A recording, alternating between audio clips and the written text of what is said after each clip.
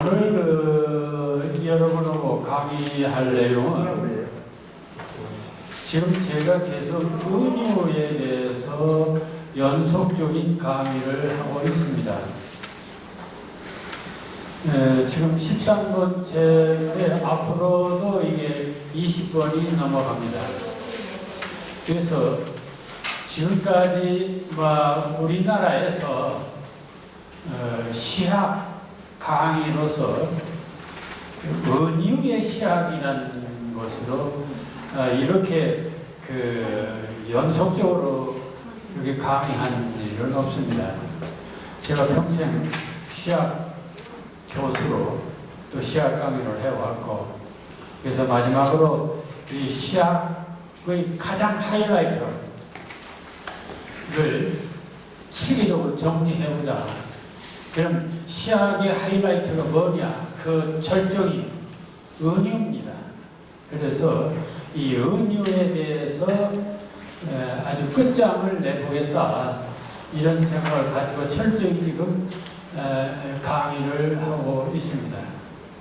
오늘 13번째에 은유의 시학에서 하고자 하는 제목은 치환은유. 이 치자가 노을치인가요? 그리고 바꿀만. 그러니까 치환이라는 말은 바꿔놓는다, 그런 뜻입니다. 바꿔놓는다. 그러니까 은유는 은유인데 그 은유의 그 근본을 보면은 바꿔놓기예요. 바꿔놓기. 그 은유의 두 가지 방법이 있는데, 바꿔놓기 방법이 있고,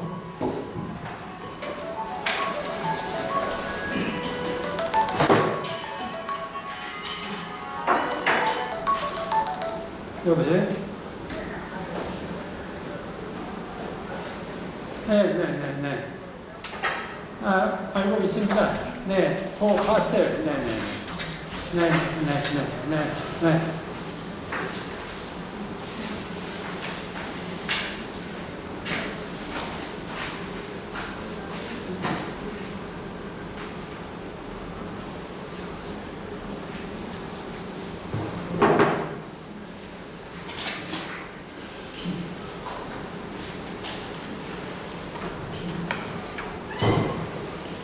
죄송합니다. 이 바꿔놓기, 또 하나는 마주보기라고 되어 있고, 그래서 병치운이라 하는데, 오늘은 이 바꿔놓기에 대한 그 내용을 이렇게 설명드리겠습니다. 그래서 오늘 강의에서 도대체 은유가 바꿔놓기라 하는데, 바꿔놓기가 뭐냐? 이것을 확실히 안다면은 여러분들이 굉장히 중요한 것을 얻게 되는 것입니다. 그래서 치환은유 또는 바꿔놓기 은유에 대한 것을 좀 이해할 필요가 있다. 여러분들 문학을 왜 합니까? 아니, 글은 왜 쓰는 거예요? 이제 크게 보면은 글을 쓰는데 두 가지 길이 있습니다. 하나는 논리적으로 쓰는 글이 있고, 하나는 논리에다가 감정까지 곁들인 글이 있습니다. 그럼 문학이란 뭐냐? 과학의 글은 논리적인 글이죠. 그럼 문학의 글은 뭐냐? 논리도 있고 감정도 있다. 논리와 감정을 곁들인 것이 바로 문학의 글입니다. 그 얘기를 다시 말하면은 의미와 감정, 그러니까 이 세상에는 인간이 갖고 있는 가치, 생각에는 두 가지가 있습니다. 하나는 의미에 관한 부분, 가치나 의미, 또 하나는 감정에 관한 부분이죠. 이걸 이성적인 영역 또는 감성적인 영역이라고 하죠. 어쨌든 우리들에게는 이성적인 영역이 있고 감성적인 영역이 있습니다. 과학은 감성적인 영역을 통해서 이성적으로 표현하려고 하는 것이고, 문학은 이성에다가 감정을 곁들인 방법으로 표현하는 것입니다. 자, 그런데 그래서 이제 그 과학은 그 과학이 전제되는, 이성이 전제되는 것은 어떤 확실함, 정확성, 이런 것을 전제하고 있습니다. 과학이란, 그렇죠, 확실해야 되지 않습니까? 정확해야 되지 않습니까? 그런데 과연 이 세상의 모든 사물들은 다 그렇게 확실한 것이냐, 정확한 것이냐? 그렇다면 참 좋죠. 그러나 이 세상의 그 어느 것도 정확하고 확실한 것이 또 아니다 하는 점입니다. 그럼 지금까지 과학이라고 말하는, 설명하는 사전적인 언어들은 다 뭐냐? 네, 그것은 그래서 그 유명한 쿤이라는 과학자가 그런 얘기를 했어요. 과학도 관점에 따라서 다르다. 그러니까 우리가 이게 옳다, 이게 정확하다라고 하는 것은 관점에 따라서 정확하다는 것 뿐이에요. 그러니까 이 세상에 있는 어떤 물질도 절대적으로 정확한 건 없습니다. 절대적으로 완벽한 건 없어요. 그러니까 상대적으로 정확하고 상대적으로 좀 완벽한 것 뿐이죠. 그리고 어떤 관점에 따라서 그렇다는 것 뿐입니다. 그래서 늘 얘기가 이런 것입니다. 과학, 우리 하면 가장 완전한 것 같은데 과학도 관점에 따라 다르다. 그것을 예를 드는데 가장 중요한 것이 바로 빛이라고 하는 광. 빛은 원자냐, 분자냐, 파동이냐. 물리학적으로 보면 파동, 움직임이에요. 그런데 과학적으로 보면은 네, 분자, 원자입니다. 그 관점에 따라 다르다. 그러니까 우리가 가장 아주 정확하다고 말하는 과학조차도 관점에 따라 다르다. 물리학적이냐, 화학적이냐, 에 따라 달라요. 그러니까 이 세상에는 완벽한 것은 없다. 절대적으로 완벽한 것은 없다. 더구나 감정의 세계는 말할 수가 없습니다. 시시각각 달라지는 것이 감정입니다. 그래서 문제는 자, 의미와 감정을 표현해야 하겠는데 이 세상에 있는 어떤 사물도 완벽한 것이 없다. 여러분들 불교에서도 뭐라고 얘기하죠? 재행무상이라. 그 어떠한 것도 이 세상에 있는 것은 무상, 덧없어요. 변해요. 변합니다. 그럼 우리는 어떤 가지를 정확하다고 말하면서 표현할 수 있을 것인가 하는 문제가 있습니다. 자, 그래서 문학에서는, 시에서는 정확하다는 것을 전제하지 않고 오히려 관점에 따라 달라지는 것을 표현하려고 하고 있습니다. 또 감정에 따라서 달라지는 것을 표현하고자 합니다.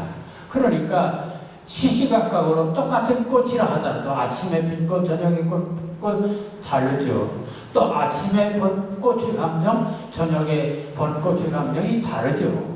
그럼 다른 것을 다르다고 표현할 수 있는 것이 중요합니다.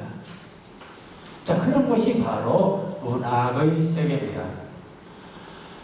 또 하나는 이 세상에 있는 모든 사물들은 하나님이 조물주가 만들었어요. 하나님이 만들었어요. 따라서 이 세상에 있는 모든 사물들을 이 한순간 태어났다 가는 이 좁쌀 같은 인간이 알면 얼마나 알겠습니까? 그러니까 우리는 그 하나님의 무한한 질서, 진리, 그 우주의 세계를 조금씩 깨달아 갑니다. 발견해 가는 것이죠. 그 발견해 가는 거예요. 자, 그러려면은, 자, 새롭게, 그러니까 똑같은 꽃이라 하더라도, 그렇지 않습니까? 아, 이것은 식물이다. 이건 장미다. 이것은 개나리다. 네, 그것은 사전적으로 그래요. 그러나 여러분들 꽃을 보고 이것은 장미다. 이것으로 끝나면 다 된 겁니까? 아니죠. 장미꽃을 자세히 들여다보면은 그냥 이것은 식물도 아니고 장미 정도가 아닙니다.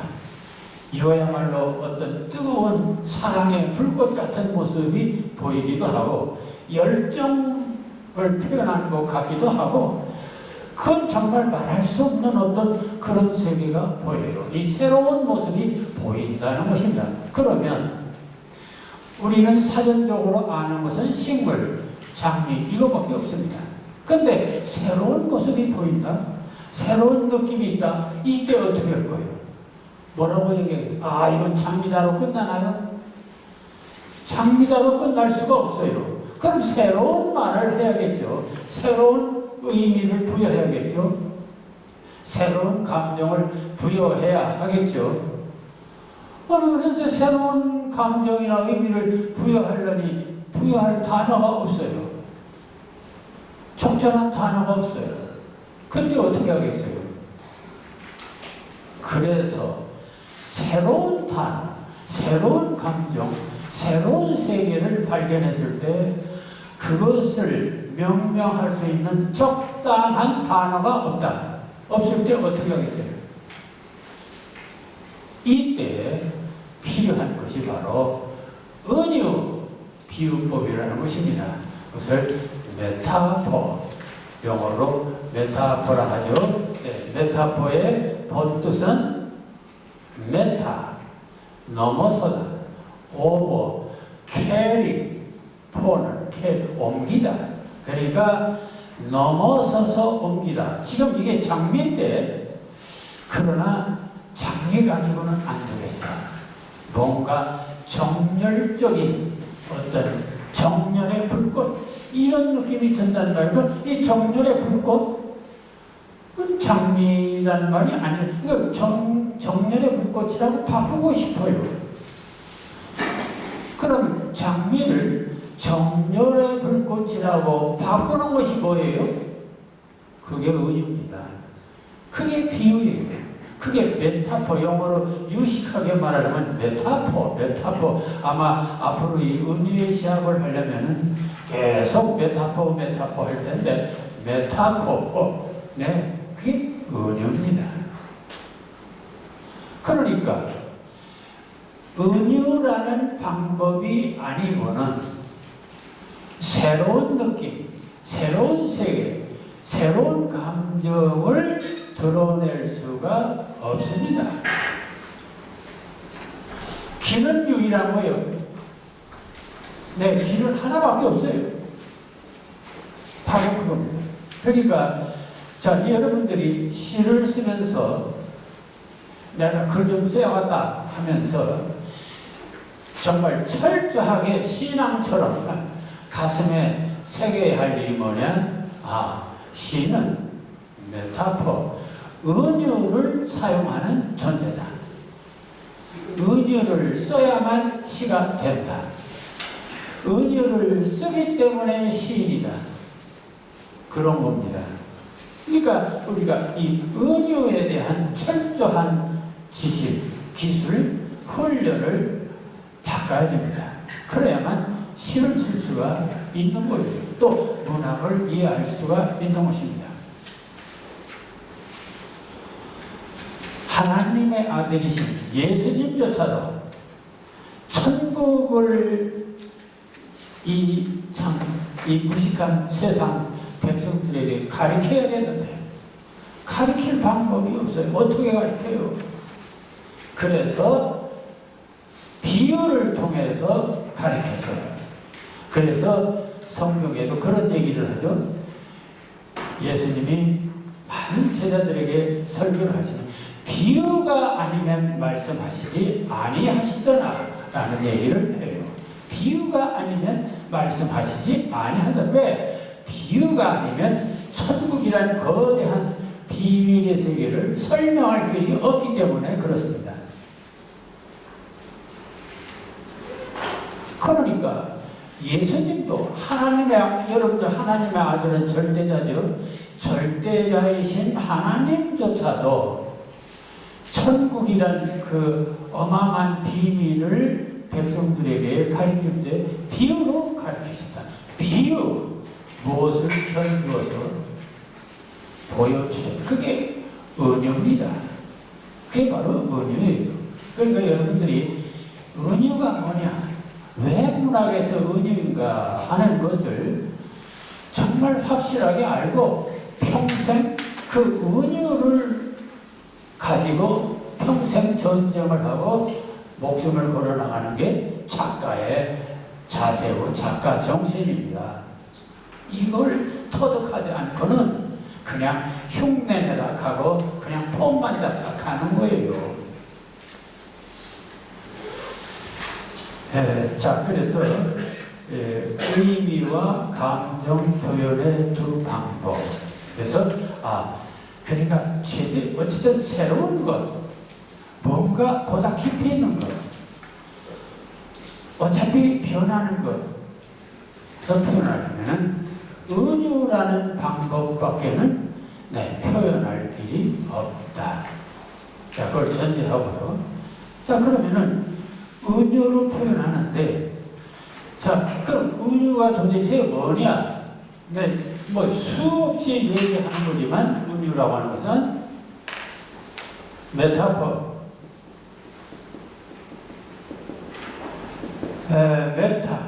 메타는 옮기다, 넘어서,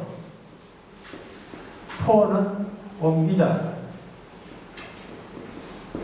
자, 이런 것입니다. 그러면 이 말을 아리스토텔레스는 뭐라고 하냐면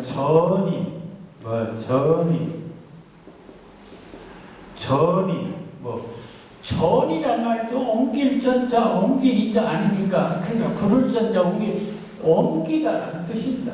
전이 대치, 이런 말이죠. 근데 오늘 여기서 쓴 말은 지환, 이랬습니다. 치환도, 노을 지자에 바꿀 한자입니다. 바꾸다. 그래서 결국 메타포라는 것은 바꾸다. 그래서 거기 바꿔놓기, 이랬습니다. 바꿔놓는 거다. 그러니까 아까 얘기했죠. 장미를 정열의 불꽃, 이렇게 바꿨어요. 이렇게 바꾸는 행위가 은유입니다. 바꾸는 작업이 은유예요. 바꾸다.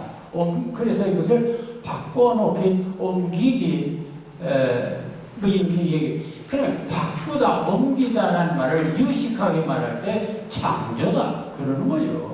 여러분이 문학이란 창조다. 창조하니까 창조가 뭐예요? 없는 것을 만들기 창조하니까. 그러니까 지금까지 장미, 식물이라고 했는데 이것을 정렬의 불꽃이라고 바꿨어요. 그게 창조입니다. 그런데 그것을 다시 다른 말로는 머릿속으로 생각했다. 그래서 상상, 이러죠. 이미지네이션. 상상이니 또는 창조니 이런 게 다 은유라는 뜻입니다. 은유 같은 뜻입니다. 자, 그래서 이렇게 바꾸는 것이다.